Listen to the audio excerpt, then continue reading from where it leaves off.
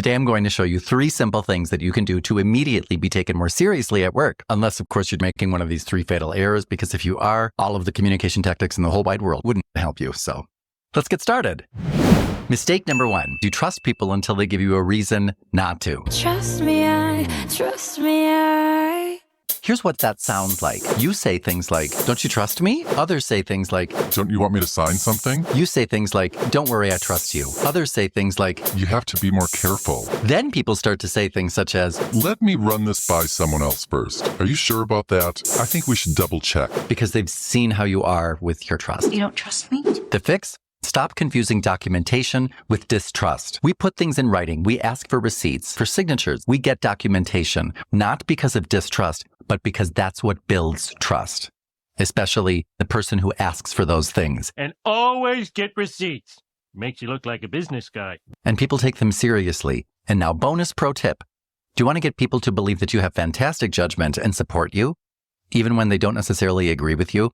When you disagree with people, next time, instead of saying something such as, just trust me on this one, or I disagree with you, or even worse, don't say I didn't warn you. What the hell did you say to me? Remember that we have biochemical reactions to the words that people say to us and the words that we say to other people. Saying things such as, I disagree. Or, well, let's just agree to disagree. Or, I respectfully disagree. I'm fighting words. To avoid that and to come off less abrasive, don't disagree with people. Simply see it differently. Once you've done that, try to surrender. However, I trust your judgment, so you have my support. If you were not to believe that I'm a fantastic judge of character and fair and flexible, it would create an internal constitutional crisis. Number 2. Your nonverbal communication speaks volumes and is saying it all. Even if you are an introvert, or you might be a more logical thinker, you might be a more analytical thinker, you might be neurodivergent, you might be on the spectrum, that may be.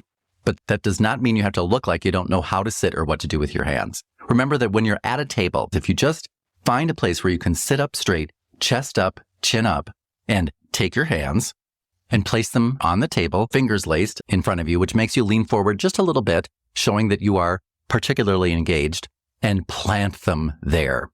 Then when you speak, if you want to punctuate points, try these 3 things. You can pass the books, which shows that what you're saying is based on research and you've studied these things. Or maybe you want to catch the baby. I'm engaging in full disclosure here. Or maybe you want to simply punctuate a point so that they remember it. You can do that using the steeple. Tilt it forward and they will. Other than that, keep your hands clasped and you are good to go. If you're not doing something where you are purposefully using your body to reinforce what you're saying with physical movement, it's always a good bet to just leave your hands clasped, move your head with purpose, don't nod too much, don't nod too little, don't open your eyes too wide or you tend to look psychotic, and you will project the image of somebody who feels confident and comfortable. Therefore, others will feel confident and comfortable with you and take you more seriously. To learn more strategies that you can use in different scenarios, for example, when you need people to respect you more, or when you need to shut down toxic coworkers and their backhanded compliments or passive-aggressive insults, make sure to download the free playbook that goes along with this. It's the very first link in the description below.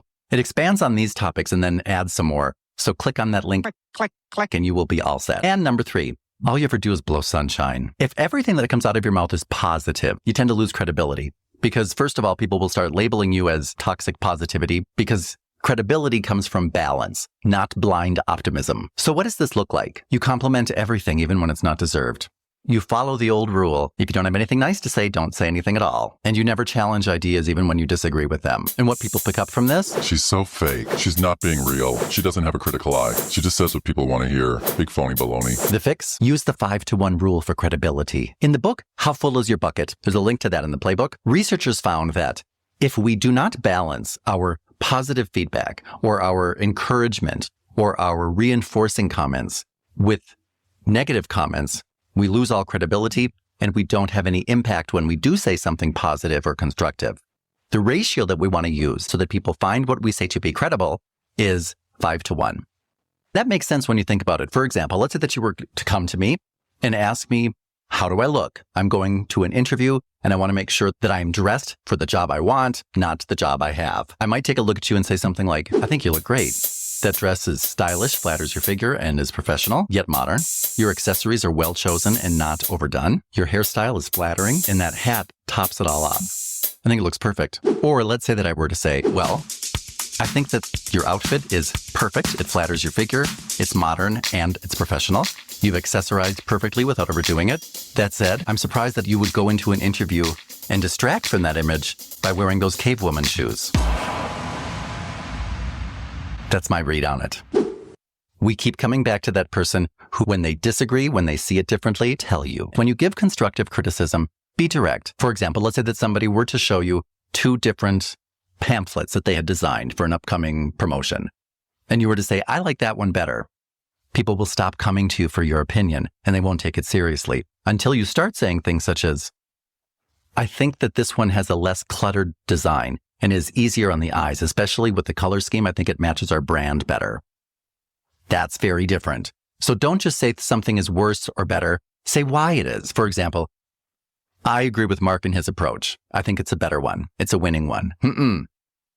I agree with Mark and believe that his approach is going to be much more customer focused. Don't worry or get stressed out about remembering these tactics. That's why I made these playbooks. Download your free playbook so that you can make these tactics your own. And with that, just remember, above all else, there's nothing that you have to say that you can't say in a loving way. This is Dan O'Connor, signing off. If you found value in this video, please keep them coming by hitting that subscribe button and sharing it with people who might need it. And make sure to download the free playbook before watching this next video. If you want to learn what women who win do, check that out. I'll see you in there.